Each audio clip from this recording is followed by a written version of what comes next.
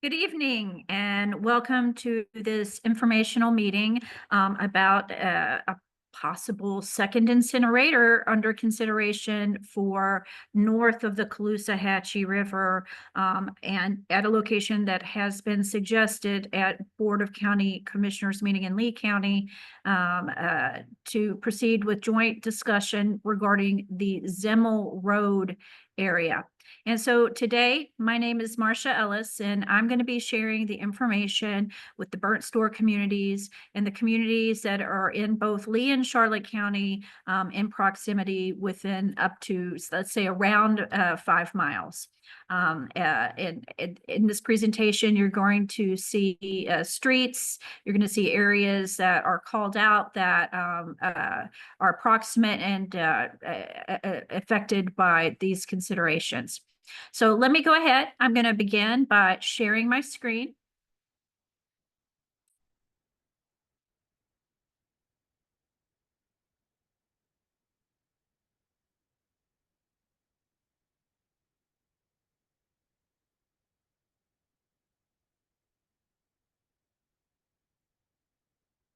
Okay, very good. So I'm going to go ahead now and start this PowerPoint presentation from the beginning. And I will also be sharing this, a link to this, put it on a Google put it on my Google Drive and share a link to it as well. So one of the reasons that this is particularly timely is on April 15th, which is upcoming very soon, that there is going to be a joint meeting between Lee County and Charlotte County at the Charlotte Event Center. And we're going to see that a little further in the presentation. Secondly of all, I've been in contact with the Burnt Store community when Mike Ewall of Energy Justice, who is he is an attorney and he is an activist that has worked on incineration issues throughout the United States. And he was in our area of Lee County just last week. So he and I were unable to connect with the Burnt Store community, but we did take a road trip up to visit the landfill and get a better idea of the surrounding neighborhoods and the environmental conditions. So starting out, we did a few months ago, back on Friday, November 22nd, we held an informational meeting that was put on by the League of Women Voters of Lee County and the Caloosahatchee Sierra Club group at the North Fort Myers Recreation Center from 4:30 to 6 to introduce Mike's to the community and had a good turnout of a few people that came together to learn more about incineration. So we do have one waste to energy facility in existence right now that is in Buckingham. We commonly can hear them referred to various names, but they are municipal waste incinerators or trash incinerators. Here we can see my contact information, my name, my Gmail, marciaellis22@gmail.com, as well as my phone number, 239-822-7826. And you can reach me for any questions you might have. Now, in a second, here is Mike from our road trip. Mike is our national contact with Energy Justice. And his name actually has 2 L's in it. So I see we got a typo here we need to go back and fix. You can reach him at mike@energyjustice.net and his phone number 215-436-8070. And below that, we have a couple of links. We have a link to the Energy Justice Network website with specifically the Florida trash incinerators, trash incineration capital of the U.S. We also have a link to the Energy Justice site to Mike Ewall's biography. So he will answer and field your questions. So why are we facing a dense moment in time with incineration in the state of Florida? So I had called Mike about an issue we had with our Buckingham incinerator, and he had spent a month in the state of Florida in the month of November working with the community of Miramar and working in the Miami-Dade area after a Covanta, now renamed incinerator, is is named Reworld, after that facility burned to the ground after a 3-week-long fire. There had been documented issues with this community, and after that fire, Miami-Dade tried to look into what kinds of places are available that we could do a rebuild, what are our options. And that controversy has been ongoing up until the point where the community, it looked like they had reconsidered not building it up in Miramar, that they were looking at putting it back in Doral, which is a primarily Latin community, and continuing to operate there when the Trump administration was not yet in office, but they were getting ready to get in office, and they interjected that they did not want the Doral incinerator impacting their golf course, which is close by. So it's still a standoff in terms of what is going to be the path forward. This would be a 1.5 billion facility. It would take a decade at least to get operational. And in that period of time, Miami would certainly have to look at the other options that are available, such as responsible landfilling to meet that stopgap. And by that time, Florida may join the other states in the U.S. that have chosen to not continue with incineration. So this is one of the reasons why the controversy is of such urgency. So how did I get involved in this issue? Well, I was at a Board of County Commissioner meeting back in 2024, and I learned that there was a fine that the incinerator had to pay to the Florida Department of Environmental Protection for dioxin and furan exceedances. I had taught school within 3 miles of this incinerator for over 10 years. I could see it from my classroom window. And so I wanted to know more about what the bottom line was with incinerators, about dioxin and furan. I was familiar with mercury, less familiar with dioxin and furan, which are considered the most dangerous chemicals now I know known to science. And through that process, I learned that there were loopholes that were in existence for incinerators, basically giving them an exception for a malfunction. And that there would be federal rulemaking that I could weigh in on in 2024 that was convened after 16 years to look at how can we improve operations at landfills, and not at landfills, but at incinerators. And I wanted to weigh in. So Mike has created a series of reports for communities over in on the East Coast. He's done 4 reports for the city of Miramar, and then most recently he was commissioned to write a report on a facility they're talking about adding in Palm Beach County. This would be a 3rd incinerator in Palm Beach County in a heavily populated minority area. And so Mike was commissioned to write this report. So in that report, I'm just going to hit on some of the high points about incineration. Trash incinerators require a Title V permit as a major stationary source of air pollution. So that's really important to understand, because we hear a lot of greenwashing that takes place with incineration as to its benefits. However, you can't overlook the fact that we are adults and we should have these conversations looking at pros and cons. And the fact that this is a major stationary source of air pollution is not to be taken lightly. In many communities, if they have a trash incinerator, that incinerator is the top polluter in that county. And certainly here in Lee County, it is within the top 3. So you can't just greenwash it away through a clever narrative.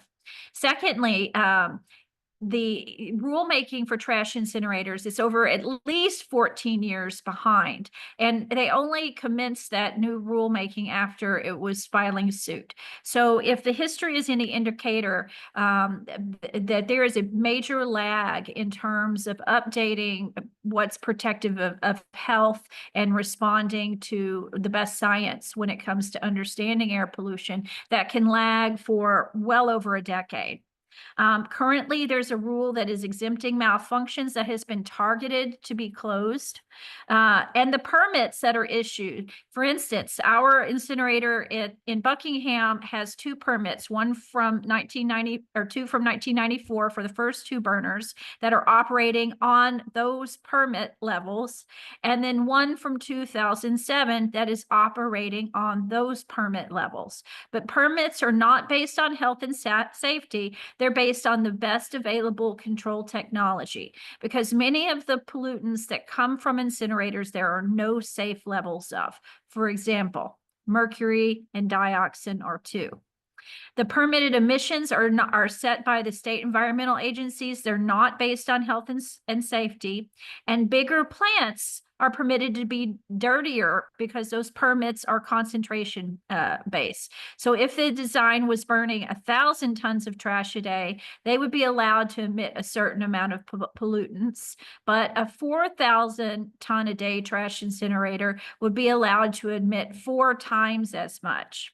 So that's important to understand. There are also 2 ways to pass the test. So the regulations could allow the incinerators to show compliance by reducing a certain pollutants as an alternative way to meet their limits, but could be violating a concentration-based test limit for another chemical being emitted. And the annual tests are announced. The waste streams for the testing can be gamed. For instance, you could choose to have a waste stream that was full of organics or a cardboard, let's say, versus plastics for the test. And then the only test in cases one of the burners, if there are multiple burners at a facility, they select one burner to test and the other burners may not be tested. So there's some downsides to testing in terms of painting a complete and true and accurate picture. Let's talk just a little bit more about dioxin and furans. So dioxin and furans aren't being rigorously tested for. They're part of a 6-hour test once a year on one burner. But it's estimated that dioxin and furan, again, this is the most dangerous chemicals known to science, when they have been tested by continuous monitoring. For example, one study out of Europe documented that using continuous sampling revealed that the actual emissions were 32 to 52 times higher than we think they are in the US when we were requiring incinerators to test the unit just every 1 to 4 years under ideal operating conditions. And then a more recent study found that could be underestimated, that the testing technology and the sampling methodology that we use could be underestimating dioxin emissions by 460 to 1,290 times. So these are really very serious considerations for what is known as the world's most dangerous substance. And here are the footnotes. Again, this is in the most recent report that Mike prepared for Palm Beach County. So now we're just going to take a quick overview of the neighborhood characteristics surrounding the Zemel Rd landfill site. And so on 5/21/24, the Lee County Board of Directors, commissioners directed their staff to pursue a second incinerator north of the Caloosahatchee River. And we really did not know where that was going to be up until November 5th, 2024. And at a BOCC meeting, they approved their county manager or their staff to meet with Charlotte County regarding an incinerator at the Charlotte County landfill off of Zemel Rd. So this is not, this can be problematic, but it's not uncommon. For instance, in the meltdown over in Miami-Dade, they were looking at a site that was smack up on the Broward County line that would put the incinerators impacts on a minority community right across the county line. So there are a lot of there is precedent for this type of thing. So we can see that the burnt store corridor is split. We know that it's rapidly developing, that the Zemel County landfill is also next to a construction and demolition landfill that's right next to 41, that we have an ag area and small homesteads that are between 41 and 75. wildlife. We have some sensitive eco areas with the Babcock websites, the Yucca Pens State Wildlife Area. So there are folks who are living out there, but there's a lot more development that's in the pipes and coming on.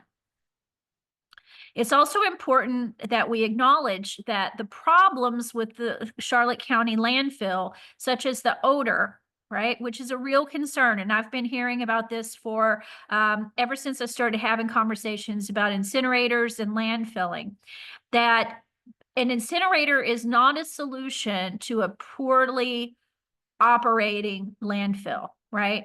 It may seem like an incineration in the short term could help with the odor problem. However, the incinerator would be putting air pollution into the surrounding area. Dioxin has been known to contaminate chicken eggs with almost 100% with 100% contamination in some areas. And we know that there are folks who are in ag areas that live around here. We also know that there's our wildlife around here, and they don't necessarily have the ability to watch our PowerPoint and speak out. So as smelly as a landfill is, and as undesirable as it is, that adding a landfill, going from a landfill to an incinerator would not correct those problems with that landfill. So incineration, in fact, does not avoid landfills, because incineration creates, for every 100 tons that's incinerated, 30 tons of toxic ash. And the ash makes the landfills more toxic and dangerous to groundwater. The fly ash is the ash that comes from the stack, and the bottom ash is what's left over at the bottom after burning. And then fly ash and bottom ash are mixed together to pass testing. There's also some changing of chemistry to get testing protocols met before it's landfill. And it has been used as daily cover, which can be problematic. And ash has been seen blowing in the area, blowing off trucks, blowing from the landfill. So that's an important consideration. When you incinerate something, it's not gone. And now that trash is in ash. So the large municipal incinerators in Florida, there were 10. The Doral plant burned down. Now there are 9. New York now has more than Florida, but Florida is burning more trash than any other state. 20% of all the trash in the United States is being burned in Florida. Florida also had a 2022 bill that subsidizes new incinerators, expands existing ones, and props up revenue. And so that is of concern, because the trend for incineration in the country is to move away from them. And Florida's incinerators are disproportionate in their impacts. 70% people of color. This is especially true over at the Palm Beach plant, even though most of these incinerators are in white communities. Those communities' characteristics change over time. And then secondly, the cluster of incinerators, there's 2 now, and third being talked about being added in West Palm, is in a highly populated minority area on the East Coast. Florida's mercury problem. So 38% of the Florida that's emitted from Florida industry from 2011 to 20 was from the state's incinerators. The one in Pinellas is the largest in the state, the second largest in the nation. It's responsible for much of the industry's mercury emissions. And in Lee County, we have combined impacts from our incinerator and the Eastwater Reclamation Facility, which you can see over as you're headed down towards Bonita. Together emitting over 200 pounds. Mercury, if you're not aware, accumulates. It binds to, it's bioaccumulative, it binds to proteins, and it moves up the food chain. This is also from Mike's report that he prepared for Palm Beach. And we can see the red line is Lee County. And we can see that our emissions starting in 2020 have been moving up. All right. And that now he had specifically mentioned Pinellas County. We are now exceeding the mercury from Pinellas County. All right. And so we've been doing a little research to try to stay on top of the latest developments with incinerators. And we saw just on the April 15th meeting, which it will be held at the Charlotte Events Center. All right. And that is going to involve commissioners from both counties. Item C is regional solid waste. For all of those people who are planning on attending, you will write on your public comment card, item 4C, regional solid waste, when you give your comments. All right. There's also a link provided so that you can watch the historical workshop when the BOCC discussed incineration north of the river on May 21st. That's linked at the bottom. And then we have some snips from a development database of capital improvement projects in Lee County regarding extending the life of our waste to energy project at Buckingham. It was just told to us in February 18th, 2025, that project cost will be $75 million. It's now showing as 81 million. It says that it was planned to start in October of 2024, but it just recently came in front of us in 2025. We also see there's another 900,000 for a utility storage area for parts and inventory, and a training area for 1.8 million being added out to extend the life of this Buckingham of the Buckingham facility. I did put record comments on the record because they have held no community meeting in Buckingham to let the folks know out there that they want to extend this incinerator that is passing its useful life at 30 years. And this is important to understand. They had no community meeting to solicit feedback from the folks who are out there. So at the Charlotte County landfill, Zemel Rd, and I got some of this information from Mike Ewald's site, sharing some of the demographics and other information. So they are generating some landfill gas out there that they're capturing. It looks like 3 megawatts. And I just took down the in-county and out-of-county tipping fee amounts. The fact they do take tires, I'm not quite sure what they do with them, and they handle asbestos there. As well as some of the background, how long it's been operating since 1975, 640 acres. There are 110 acres are currently being used for disposal, so it has expansion opportunity, as well as in addition 190 acres beyond that. All right, this is also from Mike's site. So using the census tract, this is the 2020 census tract. We can see that the area surrounding the landfill is 88.7% white. And that as you go out from there, as you get out to 25 miles, those numbers start to decrease and you start to get more diversity. But it's just important to understand the folks that are being impacted and the communities that are being impacted, and this is one of the tools for that.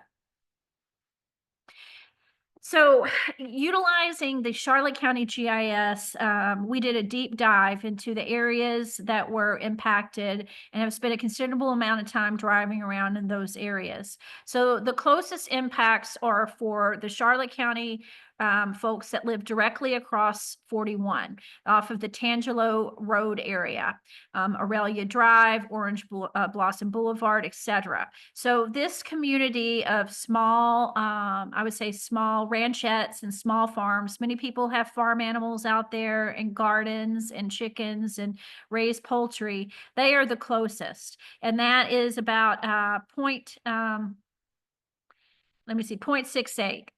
We also have the construction demolition landfill, which is very close. And let me just say that the construction demolition landfill in Lee County, when there was groundwater testing nearby, did show PFAS contamination. So it's important, for folks out here who very well could be unwell, to have a good water system to protect themselves in general.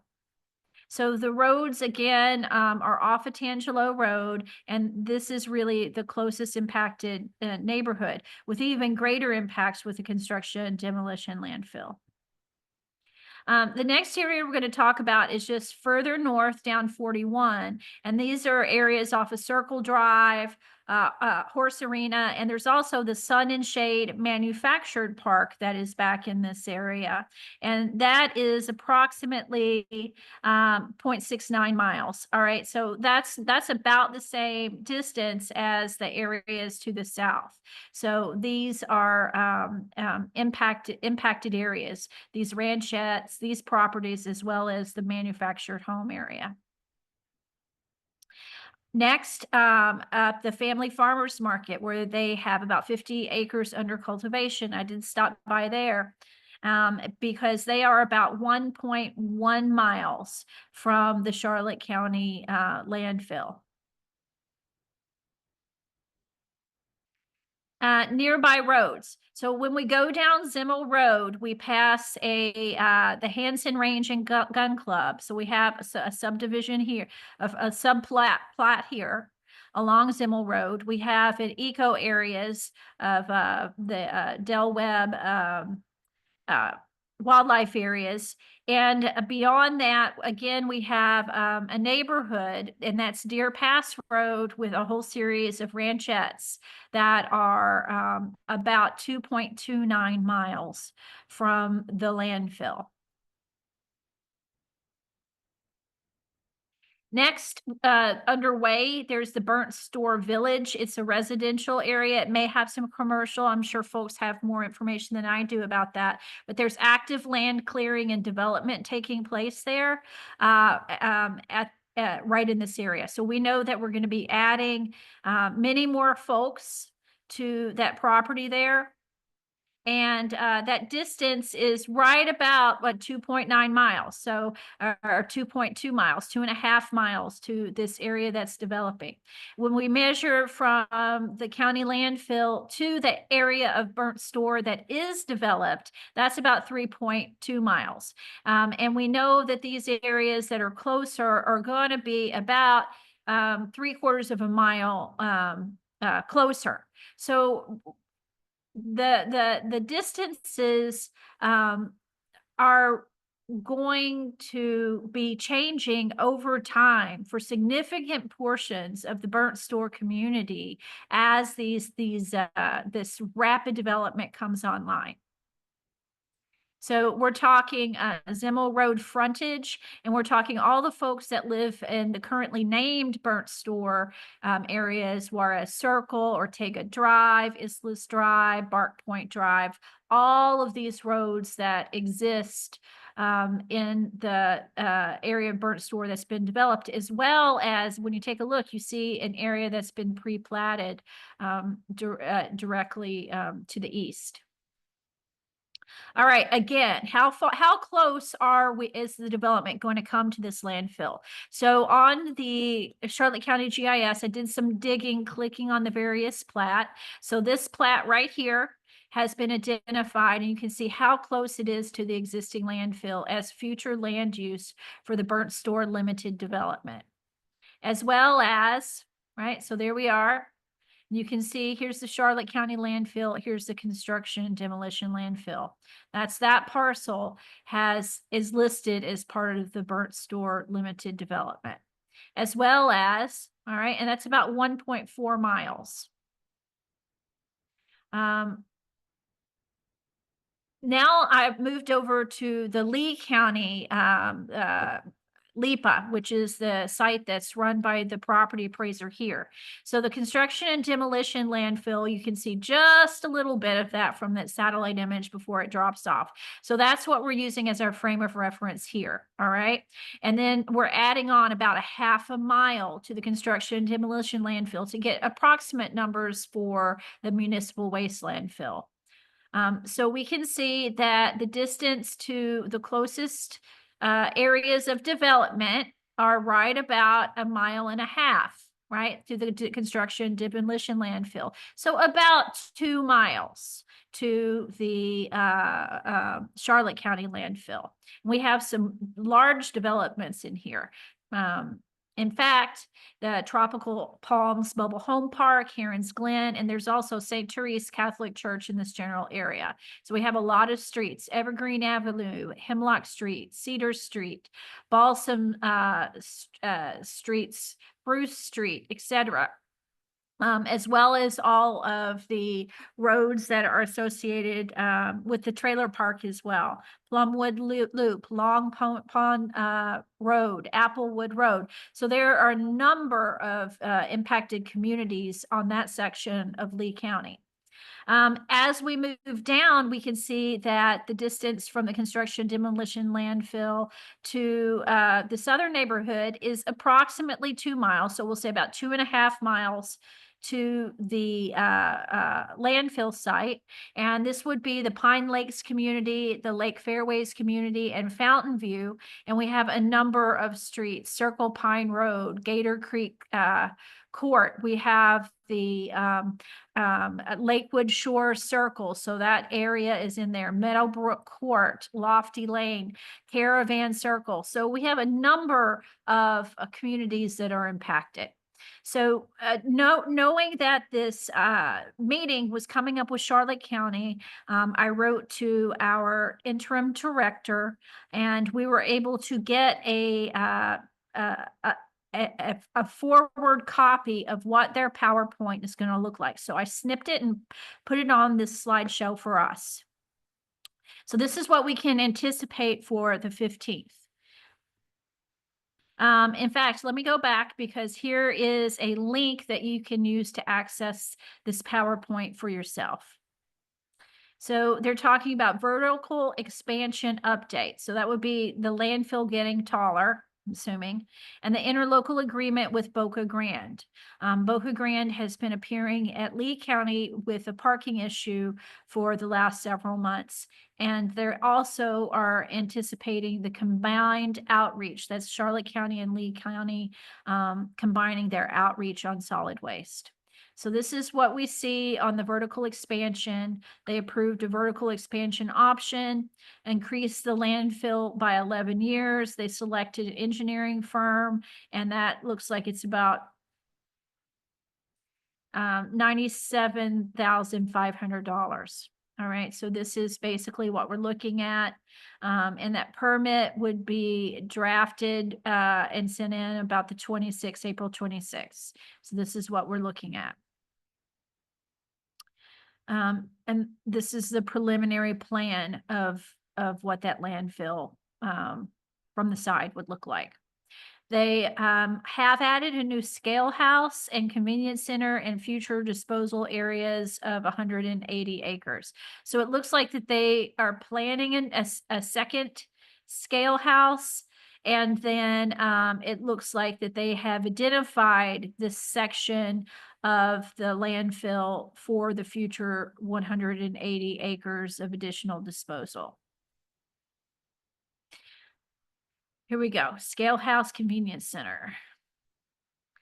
Now, the interlocal agreement between Boca Grande. So we know that Boca Grande is kind of severed from Lee County. You can only access it through Charlotte County, or they did use a barge to move some hurricane debris off of it. And the agreements have not been developed with as much detail as is needed to allow for things like what to do in debris removal, etc.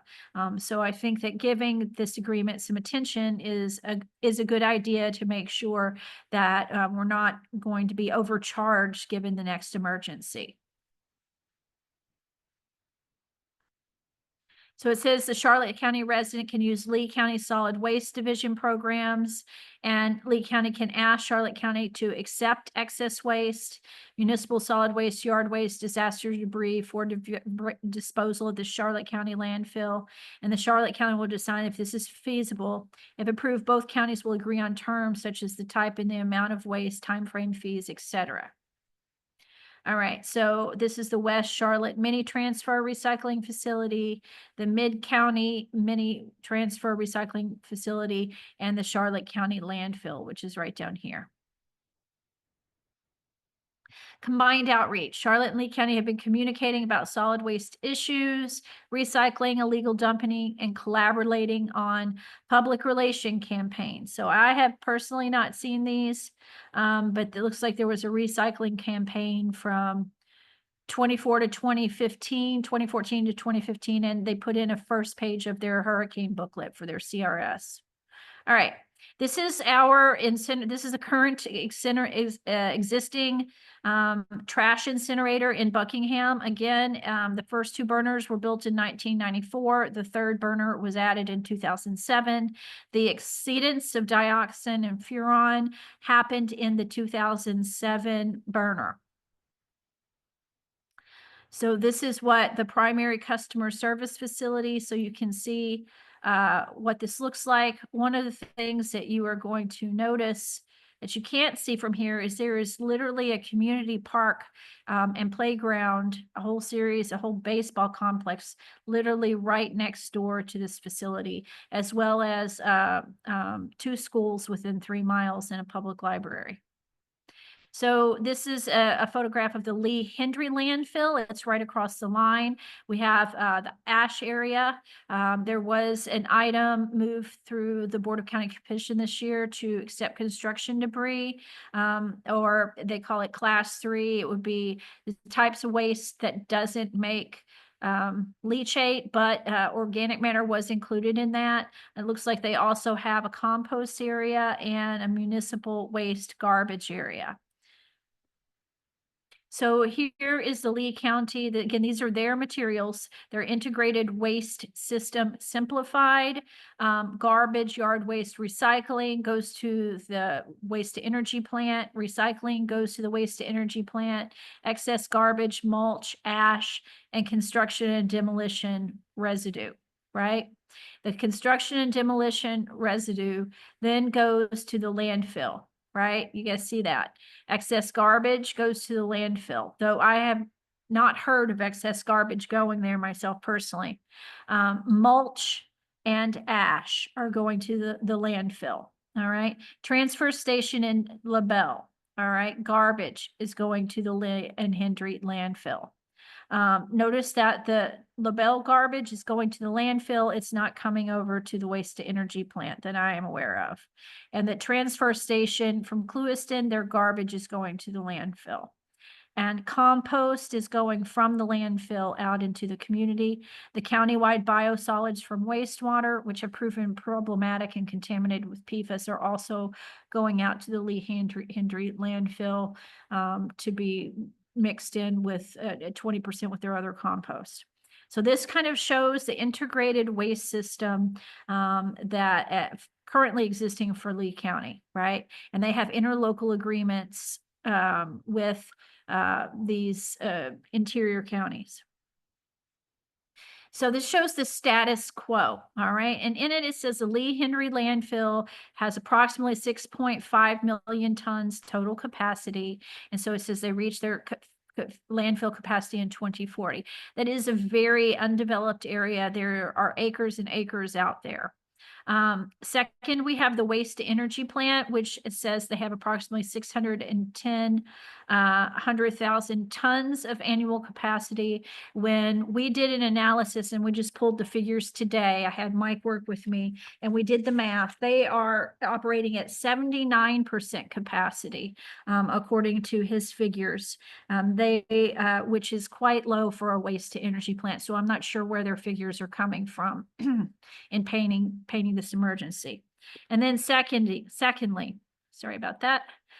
Third, we have recycling of approximately 150,000 tons annually with capacity. So they are expanding a recycling facility across from the current incinerator next to what was the construction and demolition landfill. And compost, they're composting approximately 90,000 tons annual capacity. So this gives you an idea of their status quo.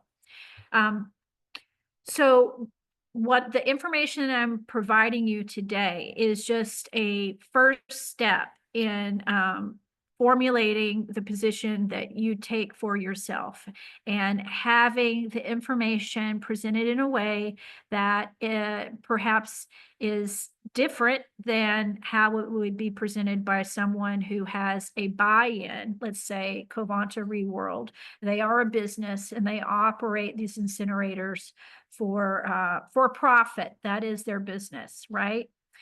So that you can weigh the information for yourself. Again, this is just a first step.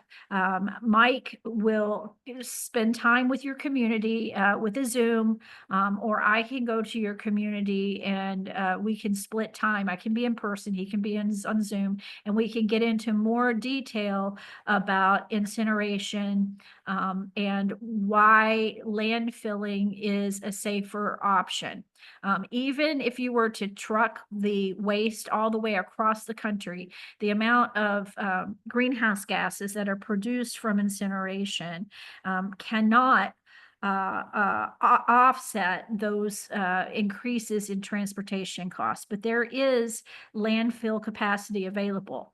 As part of Mike's work with Miami, he analyzed 62 landfills that are south of Atlanta that accept out-of-county waste to help Miami-Dade look at their options and see what responsible landfills that are operating responsibly on an 18-point system are available to landfill rather than burn trash in communities and shift those disproportionate health impacts, the cancers, the asthmas, the poor water quality onto a community.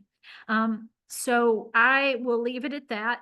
I hope many members of the Burnt Store community and the areas that are surrounding the landfill show up to hear more. And I know that there will be additional messaging, conversations, and meetings that will follow up this introduction. And I look forward to being part of the journey. Thank you.